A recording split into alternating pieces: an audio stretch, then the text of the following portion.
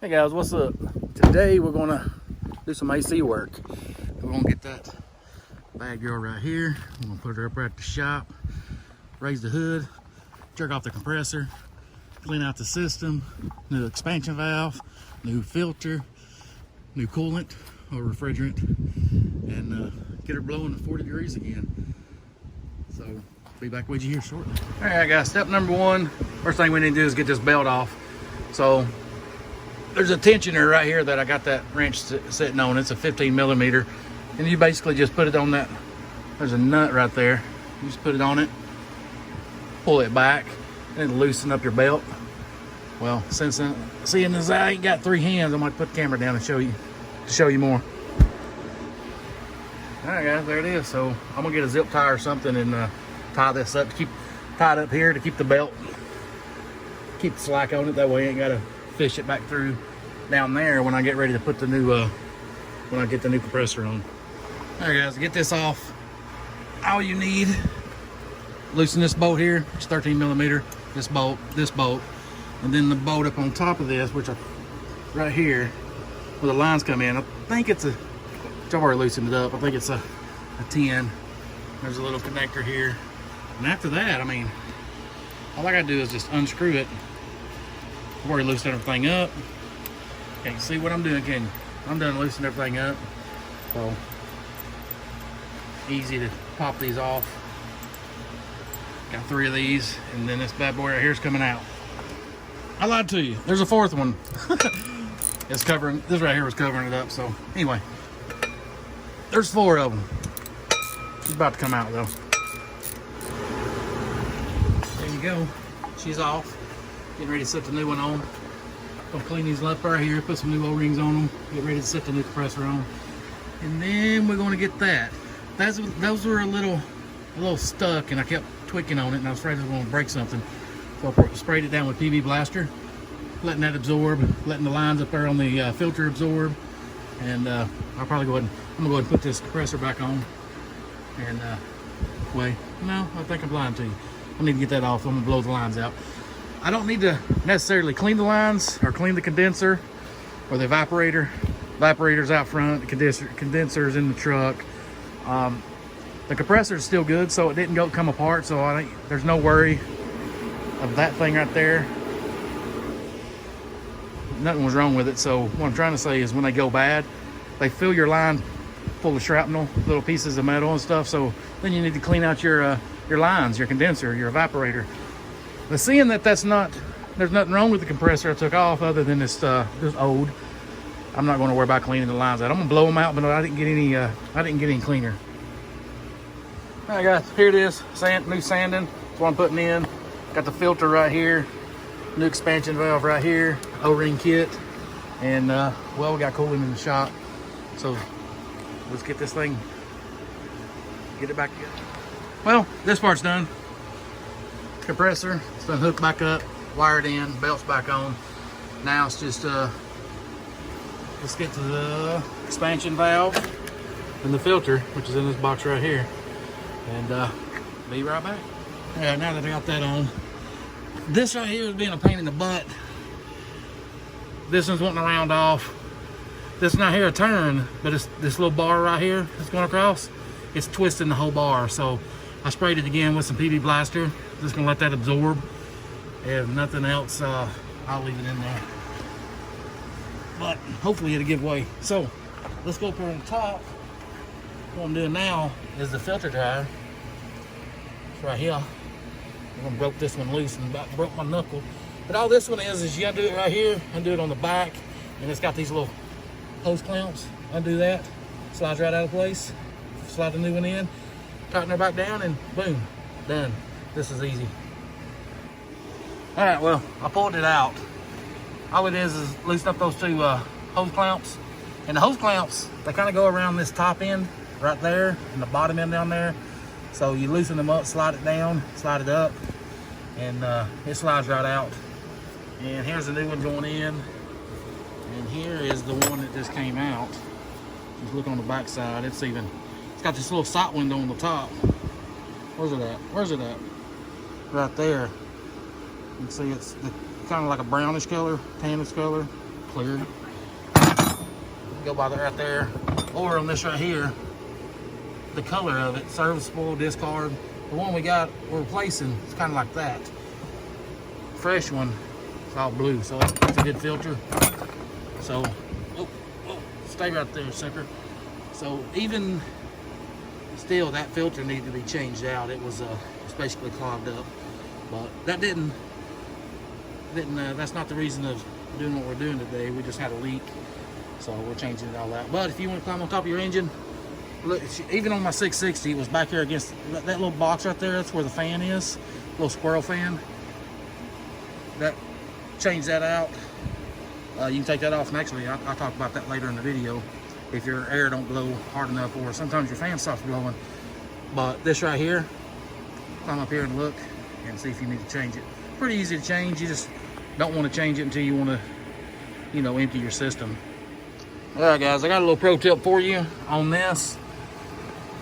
I was about to beat the brakes off this truck because I couldn't get this line back here connected. You see now it is. I mean, it's finger tight.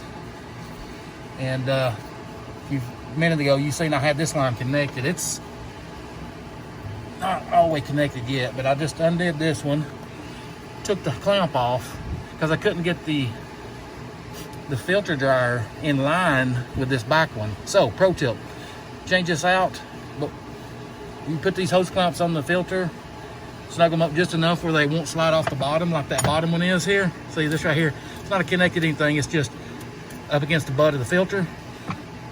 Put both hose clamps on, let them hang down there. Put this back line on first.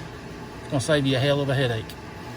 And then you put the rest of the clamp up there on the mount, and then you can work on this one. Anyway, just figured I'd add you a little pro tip in there because I was about ready to burn the truck down. My father-in-law said, well, why don't you undo that first line, this one, and then connect the hard one first. And I said, good idea. Anyway, worked like a charm. Spun right on. Yep, there she is. She's all installed. Now let's go mess with that dreaded expansion valve. Well, this relatively easy job just turned into a pain in the ass. Looks like I'm going to have to replace this line. High pressure. Trying to get this bolt off right here. Oh, let me get the maybe around here. Trying to get this, loosen up this right here. This right here. Are you in there? This right here is wanting to turn. So I can't break that loose. You can see it's kind of warped now because I've been messing with it. This side is even worse. This is the worst side. These brass fittings right here, if you can tell, it's crippled. It's kind of, yeah, it's messed up. Anyway, I got it break loose, knowing that this is probably flanged on this side, and I couldn't get this nut off to get another one because I cracked it right here, if you can see. So as soon as I broke it loose, a little bit of gas is left in there, a little bit of refrigerant eased out. So now my system, even if I decided to keep the expansion valve on, I can't fill my system back up. So, high pressure line, got to replace that line because that right there's shot. While I'm doing that, I'll go ahead and get the low pressure, because these lines, they connect under here, so they go up to there, here for the low pressure, and the high pressure goes up there to the filter dryer. But this one, I don't know, that might be a pain in the butt. I'm thinking it's going to go into the condenser. And right now I'm gonna take this right here off to the fan and see if I can, what I might do with that. I might have to get creative and just splice into this and patch it up, put a new flange on the end, or make a new flange and put another nut on the end of it, or whatever you call them things. So it just turned into a pain in the butt. Not to mention, it's hot as balls out here. Ugh. If you can see my shirt, it's soaked. Hot, hot, hot, hot, hot. So a little easy job just turned into a big pain in the ass. So let's get back to work. All right, take this cover off to get to the fan, the squirrel fan. I think that's what they call it, squirrel nest fan. Anyway, you'll see why I want to pop this off. It's got a little bolt here, little one right there, one right here, and one back here. Just 4, and it should just pop out. Well, Let me pop it out with a screwdriver a little. You want to give it a little incentive. So I had to take all that off just to get to it. But when you undo it, here's the fan. It's got 2 lines. Basically just disconnect them. That's the only thing holding it up. I'm gonna leave it connected. Otherwise it's gonna fall. All right, I got it out. You can see caked up with dust, stuff like that. But I'll tell you a story on my last truck, the Kenworth T660 I had. My fan quit working. My brother said, hey, get on the box where the fan's at and hit it. Tap it with your hand, tap it with a hammer. He said, I had a truck do that one time every now and then, and it would start working again. So I dealt with that for a few months, and then I took this thing out and I took an air hose to the inside these little ports and blew it all out. You wouldn't believe all the daggum garbage that came out of this thing. Anyway, hooked it back up. It never went out again. So since I got this out, I'm gonna take an air hose to it, clean all that stuff out, these little ports, clean it all up, show you. Of course I'm gonna show it to you. But by taking that thing out, it gives me access to that.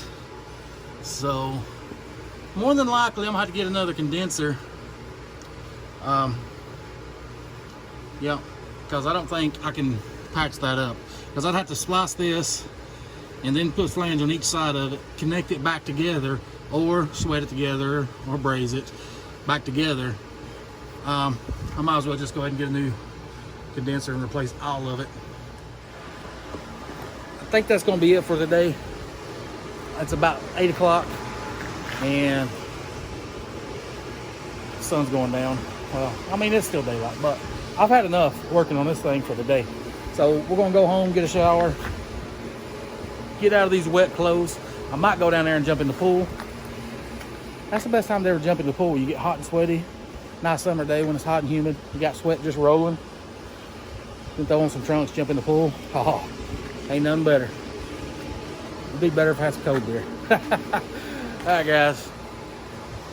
See you in a little bit. Ooh, what's up, guys? Here we are. I'm back at home. I just got out of the shower. And what's crazy is I took a cold shower. And I got out and I felt cold, and as soon as I dried off, I started sweating again. Man, it's been a hot day. But I'm sure I said it in the video, but I go ahead and cap it off and I say that a relatively easy job turned into a nightmare. So I made up my mind. Today's Saturday, so Monday I'm gonna go to MHC, call my guy Anthony, and I'm gonna get a high pressure line, a low pressure line, a new condenser, and we're just gonna redo that as well, cause yeah, that stuff was just so caked on there. I messed up the bolts, I mean, they was seized on there. And if I had to do it over again, I would have got my small propane torch, little handheld, and I would have put a little heat to it. It is aluminum, so I couldn't have put much, but I would put a little heat to it and see if I could have loosened it up. But either way, it makes for more videos, and well, I've got a lot more to do, so I get to make another video and finish up the job. And maybe somebody will find this video helpful, because it can be a pain in the butt. But it makes sense to learn how to do it yourself. I mean, I figure if you're gonna be a real owner-operator, real truck driver, real carrier, you need to learn how to work on your truck, because that job right there, minus the condenser, that job initially was under $400. If you had all that same stuff done at a shop, you're looking at anywhere from $1,200 to $1,800 maybe. I know they get you real hard in the shop for AC work. But anyways, guys, I'll catch you in that next video. And if you like the video, give me a thumbs up. If you're not subscribed, consider subscribing. I put videos out on regular All Things Trucking. And until that next video, guys, if it don't make sense, it don't make dollars. See you, bye.